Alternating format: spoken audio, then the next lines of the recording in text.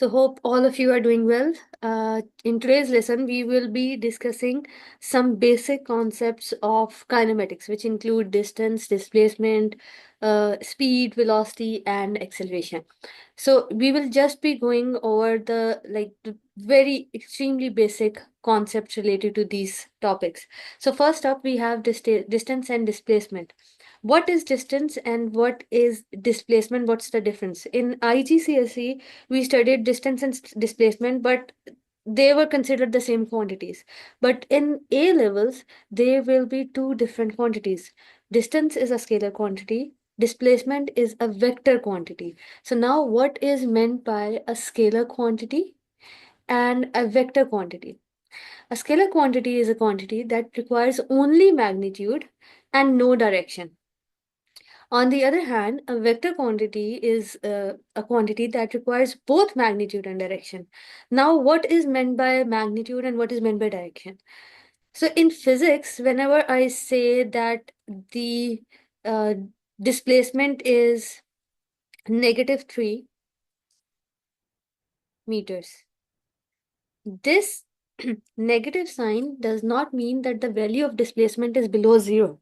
This negative sign actually means that the displacement is in the opposite direction. So the negative sign here basically tells me the direction, whether it's going forward or backwards. If I take the forward direction as positive, the backward direction will automatically become negative. So on the other hand, distance is something that only requires magnitude and it does not require any direction. So that means distance cannot be represented using a negative sign. I cannot write distance as -3 meters. I can only write displacement as -3 meters. So the negative sign here is extremely important. Temperature is the only scalar quantity that, like, whenever it's negative, it shows that the temperature is below zero, but it does not show the direction. Otherwise, all the vector quantities with a negative sign will actually tell us the direction of the object, whether it's moving in the forward direction, backward, upward, downward, north, south, east, west, okay? So the negative sign here actually represents the direction. The unit of distance is meters and the unit of displacement is also meters. So now let's just look at the definition of distance. Distance is actually the total path traveled by an object. So for example, if this is my starting point, I'll write here start point. And this is my destination. So this is basically the end point where I want to go. So if like the path here is that I'll be going from here, then here, then here, then this. So this total path that I will take from my starting position till the ending position is basically the total distance covered by an object. But if I have to talk about the displacement, then the displacement can be, because displacement is the shortest distance between initial and final point. So the displacement will be starting from here. Let me see if I have a straight line here. Yes, it's here. Okay, so the straight distance from the starting point till the ending point will be my displacement. So now if you can see here, this 7 minute is the total time it will take from here till here to cover the complete distance of 4.6 kilometer. So 4.6 kilometer is the complete distance, but the displacement can be different. Displacement is the shortest distance, so it will be less than 4.6 kilometers. So this is what your distance and displacement is. So now if we have a circular path, this was just like arbitrary path or straight paths, right? If we have a circular path, then if this is the starting point of the circular path, and this is also the finish line, the ending point, this racer, this athlete, basically goes or runs the whole circle, then comes back to the starting point again. So the distance covered by this athlete will be equal to the circumference of the circular path, which is 2 pi r. The total distance will be equals to the circumference. But the displacement will be 0. Why the displacement will be 0? Because the starting point and the ending point are the same. So that means there is no shortest distance between the starting point and the ending point. So displacement is represented by an S and it will be equals to 0. But the distance will not be 0. So that means vector quantities can be displacement can be 0. We'll see later on that velocity can also be 0.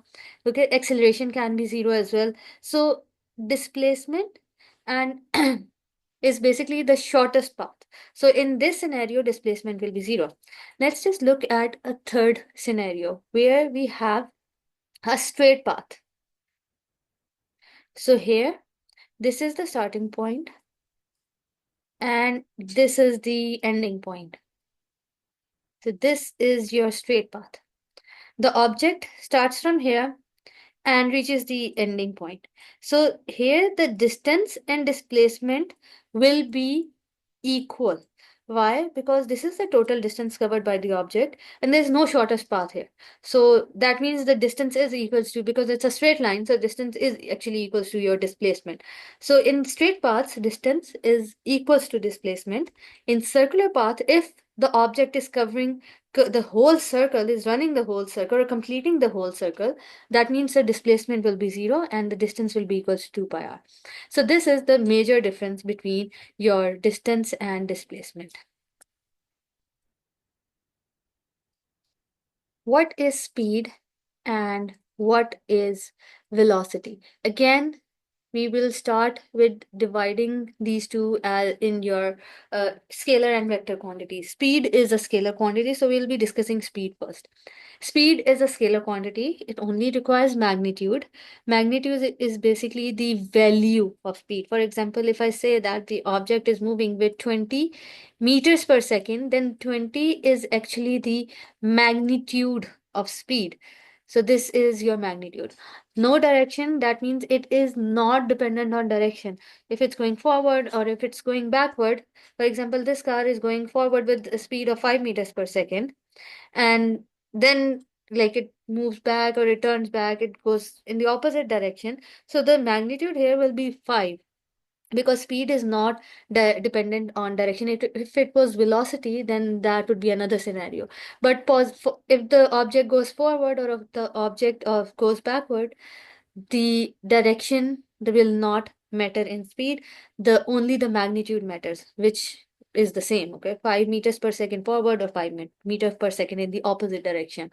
So vector quantities, scalar quantities cannot be represented with a negative sign. That means they are not dependent on direction. So that means negative sign does not hold any importance here.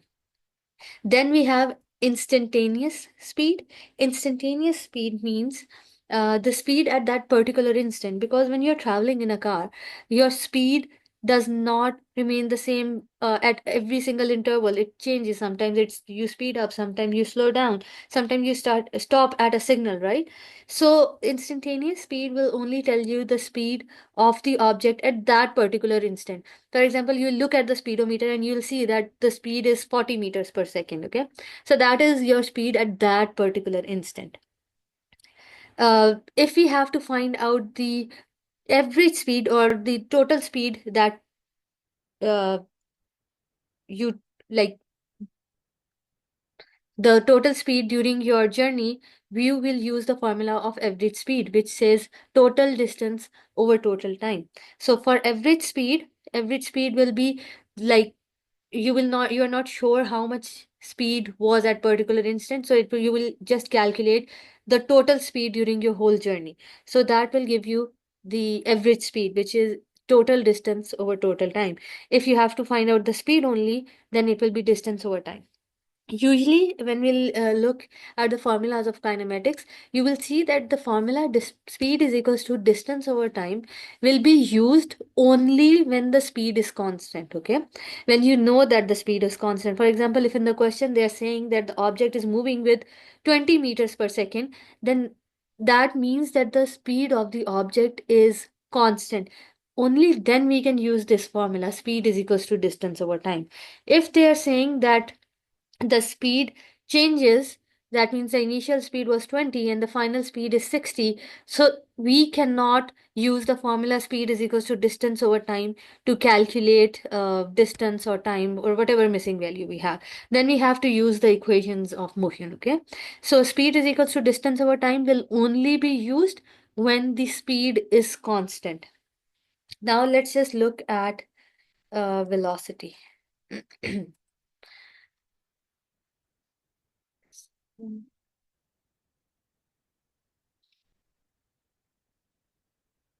Okay, so velocity here is a vector quantity. A vector quantity means that it requires both magnitude and direction. So if I only know the magnitude and not the direction, then it will not give me a complete information about a vector quantity. Okay, so vector quantities, if we want to solve them properly, we need to know their direction and we need to know their magnitude as well. So the negative sign here actually shows the direction, in which direction is it moving. If the forward direction is positive, the backward direction will be negative. Or if it's going in the northeast direction, southeast, so we can use these conventions as well.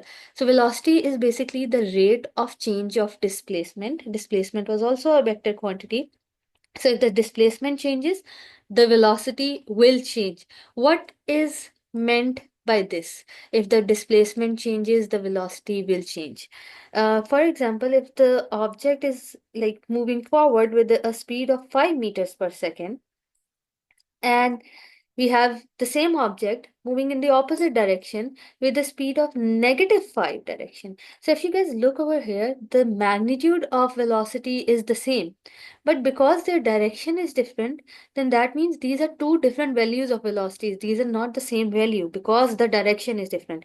So even if the magnitude of velocity or even if the magnitude of any vector quantity is the same, but their directions are different. Their direction can be at a certain angle, in the opposite direction, in the forward, backward, or north, south, east, but any direction. So if the direction is changed, then that means the value, the whole definition of that vector quantity changes. So velocity can be zero if the displacement is zero. In the previous slide, I explained how the displacement can be zero. If the starting point and ending point are the same, then your displacement will be zero. So in that scenario, velocity can be zero because velocity is basically displacement over time. So if displacement is zero, velocity will be zero as well. So these are your scalar quantities and vector quantities. The only difference between speed and velocity is that speed is not dependent on direction. Even if it moves forward or backward, if the magnitude is same, the speed will be considered equal. But for velocity, it is dependent on direction. That means the forward and the backward directions matter. So if the magnitude is the same, but the direction is not the same, then they will be considered two different values of velocities. Now let's just look at the last quantity for kinematics, which is your acceleration. Okay. So now let's just look at acceleration. So acceleration here is also a vector quantity. It states that the acceleration is basically the rate of change of velocity. What does rate of change of velocity means? It means that the velocity change in velocity per unit time with respect to time, okay? So we can say that the change is final velocity minus initial velocity divided by total time. And this is a vector quantity, then that means it requires both magnitude and direction. So it can be negative as well. So negative acceleration will actually mean that the object is moving in the opposite direction, or the basic, or it's decelerating or decreasing acceleration. Okay. So basically, negative sign actually means that it's going in the opposite direction. Acceleration can be zero if the velocity of the object does not change. If the velocity is increasing, then that means that the acceleration will also increase, okay? But if the velocity is decreasing, the acceleration might decrease. And if the velocity does not change throughout the journey, then that means the acceleration will be zero because final velocity will be the same as the initial velocity and final minus initial will be equals to zero. For example, the final velocity is 20 and the initial velocity is also 20. because the velocity did not change, then it will be 20 minus 20, acceleration will be equals to 0. So let's just look at the first scenario, scenario 1, which states that the velocity is increasing. If you can see here, the velocity of the object is gradually increasing with time. So if it was u, then slowly it's increasing. Then this means that the final velocity will be greater than the initial velocity. So let's just say that the final velocity is 60 and the initial velocity was 20, then acceleration will be 60 minus 20, 40, and we'll have to look at the time. So 40 divided by time will give you the acceleration of the object. And let's look at scenario 2, which says the velocity is decreasing. That means when the velocity is decreasing, this means that the initial velocity will be greater than the final velocity. So if the initial velocity was 60, the final velocity can be 20. So 20 minus 60 will give you minus 40. So the acceleration will be in the opposite direction. And we can take the value of time accordingly. Now let's look at the last scenario, which is your motion in a circular path. Okay, so in a circular path, always remember, speed can be the same. That means the magnitude will remain the same. But because in a circular path, the object continuously changes its direction. See, the direction is continuously changing. So even if the magnitude of velocity remains the same, its direction will change. That means the value of velocity is changing. So the object will accelerate, okay? Because the magnitude of velocity is changing. So in a circular path, always remember, because of the change in direction, the velocity, the acceleration of the object changes, okay? So this is the concept of speed, distance, displacement, time. So this is what we have covered till now: distance, displacement, speed, velocity, and acceleration. And in the next video, we will be discussing the graphs of all of these quantities. Okay, so the next video will be extremely important because everything like graphs tell you a lot of gives you a lot of information about all these quantities. So let's just go through this one. Distance is a scalar quantity, displacement is a vector quantity. Distance is not dependent on direction. Displacement is dependent on direction. Displacement can be zero, distance cannot be zero. Then speed and velocity. Speed is a scalar quantity, velocity is a vector quantity. Speed is not dependent on direction, velocity needs both magnitude and direction. We can say that speed is actually the magnitude of velocity. So if I say that the speed is 5 meters per second and the velocity is negative 5 meters per second, then 5 meters is basically the magnitude. So speed can be considered as the magnitude of velocity. The unit of speed and velocity is the same, which is meters per second. Speed is distance divided by time. Velocity is displacement divided by time. Then we have acceleration. Acceleration is a vector quantity. It is defined as the rate of change of velocity. Acceleration can also be zero. If the velocity is zero, if the displacement is zero, or if the velocity is constant, then acceleration can be zero as well. Okay. So the unit of acceleration will be meters per second square. So we will be discussing the graphs of kinematics in the next video.